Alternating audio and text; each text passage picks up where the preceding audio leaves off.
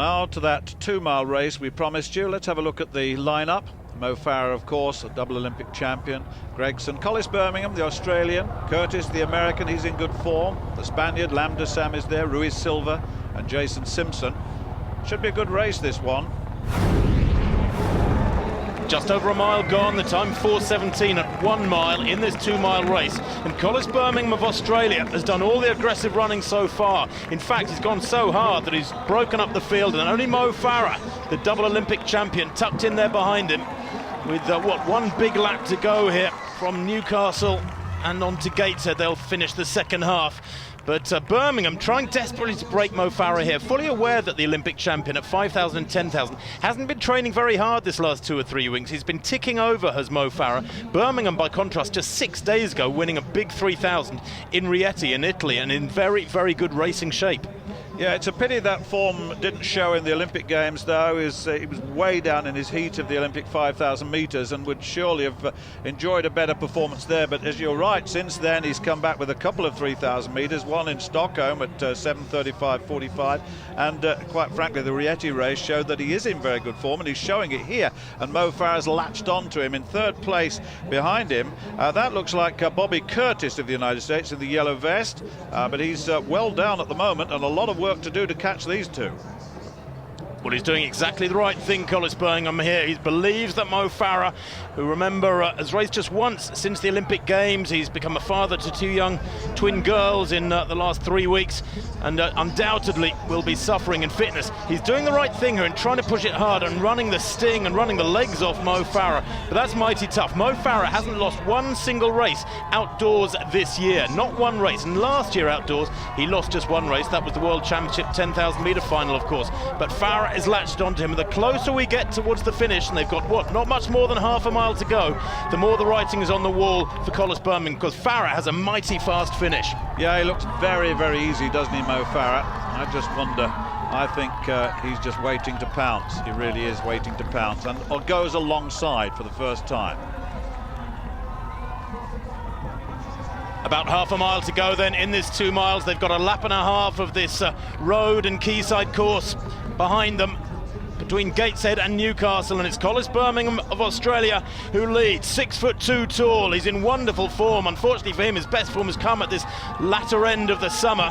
Mo Farah's great racing, of course, was 5 weeks ago, lifting those 2 golds in the London Games, and he's gone early as Mo Farah here. Birmingham's attempt to burn off the Briton has failed, and Farah kicks hard with about 400 or 500 metres to run. And I'm surprised, because Birmingham's been in wonderful form. A couple of great 3,000 metre races on the track in the last 3 weeks. But Mo Farah has gone past him there in what is undoubtedly the last race of his meteoric summer.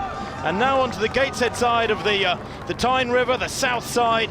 A little glance over his shoulder there from Mo Farah tells him he's got that vital 3 or 4 metre gap. Another glance there just to make sure that Birmingham's not coming back at him. He is the master tactician, is Mo Farah. He's run marvellously all summer without losing one single race outdoors, and he's got the beating of Birmingham here. Yeah, he certainly has. And you remember 2 or 3 seasons ago when he lacked the confidence and made all sorts of tactical errors. That doesn't happen now. We saw that evidence in the Olympic 5 and 10,000 metre finals.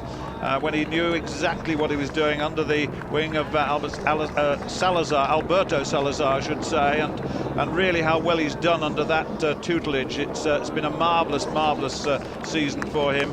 Started well and went away again and came back to do battle in the Olympic Games, and we all know what happened there. But Birmingham really can't make any gain on him at all. Look at in third place there, Tim. Bobby Curtis is coming through. Yeah, Curtis coming through strongly in yellow, but Mo Farah, well, this is the ideal distance for him, really. He's a very, very fast 1,500 metre runner. He holds the European record for 2 miles indoors. He did 8:08 in February this year. This is a much slower run. In fact, I don't think they're going to run anything under 8:30 here. But Farah able to celebrate long before the line. He's got the gap on a tiring Collis Birmingham, and the crowds here, the monstrous crowds in Gateshead and Newcastle, getting what they want. A win from the golden boy Mo Farah over 2 miles. And there's the Mobot as it crosses the line in 8:40.04. Very tight for second place. In fact, I think Birmingham just missing out. Yeah, I agree with you. I think Bobby Curtis just came and took Birmingham on the line, actually. But this man, the man of the moment. I just want to thank everyone who supported me, and it's been amazing, the amount of people supporting me and congratulating me, and just want to say everyone who's been Treasure 8, everyone else, thank you, and particularly my wife and daughter and everyone in my family. Well, Mo Farah grateful for that win, and grateful, I'm sure, to be having a break after a long, hard, but very successful year. 8:40 his time from Bobby Curtis, and Birmingham in 3rd place.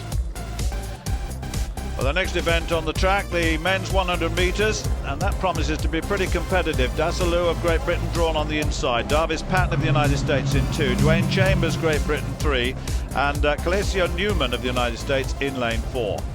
Well, Chambers, semi-finalist in the Olympic Games, he was 3rd in that race, right alongside Davis Patton, who was a member of the USA 4x1 relay team, ran in the first round, got a silver because the team, of course, got the silver in the final. Now then, on the near side, Newman's gone off very quickly, and Dwayne Chambers now starting to move, and on the far side, Dassaloo going well as well. But this is Chambers in full flight, and Dassaloo got 2nd.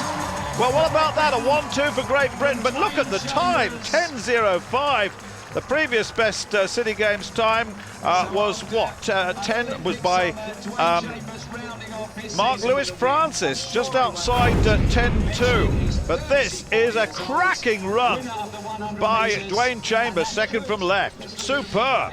Yes, it was Newman who came out of the blocks fastest, but it only led for 10 or 15 metres because Chambers responded. His pickup was fabulous, and the Belgrave Harrier man, the London man, smiling long before the line there because he knows he's got the Americans. Gets the point for the British squad there. Only 1 point for the winner, remember, that's it from each event. And the time is a bonus.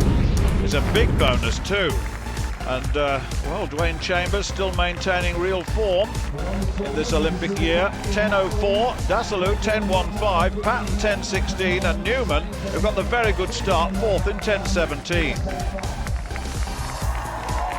Well, one of 2 field events on the day, the men's long jump, and what a result this was for Chris Tomlinson. In the 3rd round, after a 7:89 opening effort and 7:52 second round effort, here he goes. Good on the board, just, and that comes down at 8:18. It was the best of the day in the 3rd of his 4 efforts. That was recorded as a valid jump, which is surprising when you see that picture. I thought that was into the plasticine, but Tomlinson given the win with that. Well, 3rd place coming in the 4th round for Christian Taylor, the Olympic triple jump champion. He finished up 4th in the long jump as well in the Olympic Games. He's a very competent long jumper, but 7:74 for him was 3rd place. 2nd place, and this again in the 4th round, was Greg Rutherford, the Olympic champion, of course, in the long jump. He has had injury problems since the Games, and this is final effort at the end of this long summer. Tomlinson winning though with that 8:18 City Games record. Greg Rutherford 2nd, and Christian Taylor in 3rd.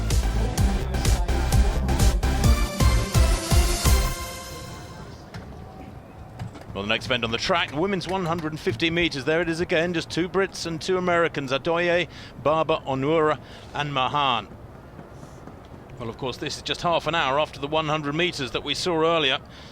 And Newcastle Europe was 3rd in that 100. It's Adoye on the far side, then Barber, Onura and Mahan to the left of picture. Now, it's a tough distance to get right this one because the 100 is a flat-out sprint. The 200, you have to gauge your effort. 150, right in between the two, is difficult to decide what to do. Mahan got away very quickly, but coming back at her now is Anyika Onura. What a run from the Briton. Look at the second half emerge, getting stronger as the race wears on. 11:35 at 100, the winning time 16.72. That's a fabulous win for the 27-year-old, coached by Lloyd Cowan, who really does know what he's doing. Well, she recently equalled her personal best in her 200 metres in Germany, and that from Onura is a massive win, it really is. 16.70, the time confirmed, and that is a new British best. She had to work for it though, didn't she? Yeah, she did, but it was the second half of the race, as you said, that took her to that very, very good victory. It's the last race of the season. If you're going to finish anywhere, it's got to be here, and I think we can just, well, I can speak on behalf of the rest of the team and say thanks everyone for coming out. It's nice to end the season on home soil turf once again. Well, a rare winning point there for the British team. Anyika Onura, 16.70, a UK best and a personal best, of course, for the Briton. Mahan in 2nd. Well, the men now over 150, and this is a good lineup, isn't it? Christian Malcolm of Great Britain in 1, Wallace Spearmon of the United States in 2, Marlon Devonish of Great Britain in 3, and Ryan Bailey of the United States in lane 4. Well, of course, Spearmon 4th in the Olympic 200-metre final, but he's such a talent. 14.87 is world best for 2012, and he really is a talent. And of course, Marlon Devonish ran 14.87 last season, the European best. And on the near side, Ryan Bailey in the 100, 9.88 twice in the Olympic Games, and a real talent. Seen him before. Now then, who's got away this time? Christian Malcolm, a 200-metre specialist, going well on the near side. Ryan Bailey's gone, he's pulled up. And Marlon Devonish now leading this. And Wallace Spearmon's got a lot of work to do to catch him. And here comes Devonish, and Spearmon's going to get it just. Spearmon gets it, and in second place is Devonish, and Christian Malcolm in third. And the time, 10:36 at 100 metres. And I think the point that it is difficult to judge these races. Let's just have a little look here on the near side. Ryan Bailey really blasted away. This is where the pull-up for the hamstring happened here for the man who ran those 9.88s in the Olympic Games and was, fifth in the final, if I remember correctly. But this man, Marlon Devonish, under real pressure now. And the little look across, watch Spearmon look across in a minute. He looks across, there his little smile, got you. And he comes past him and just makes it. He's so strong in the second half of a race, this Spearmon. He's class over 200 metres, and it showed. It was a very close race. Have a big hand to Christian Malcolm and Marlon Devonish. My teammate Ryan Bailey, I hope he's okay, but thank you all for coming out and supporting us. We really appreciate it. It's most of our season's in there, so we're going to have some fun in Newcastle. Fun in Newcastle indeed, but let's just update that result. Wallace Spearmon at 15.13, Marlon Devonish the season's best at 15.20, Christian Malcolm in third at 15.5, and Ryan Bailey, as we saw, failed to finish. Well, there was a sprinkling of British victories, but the USA team prevailed at the end, 6 points to 3. Their experience began to tell during the afternoon, and in the end they were the victors. Well, let's have a look forward then. Bupa Great Birmingham Run comes next, then the Bupa Great South Run. And of course, keep up to date with all that's happening on the Great Run events on the website, greatrun.org. From Tim Hutchings and myself, Stuart Story, goodbye.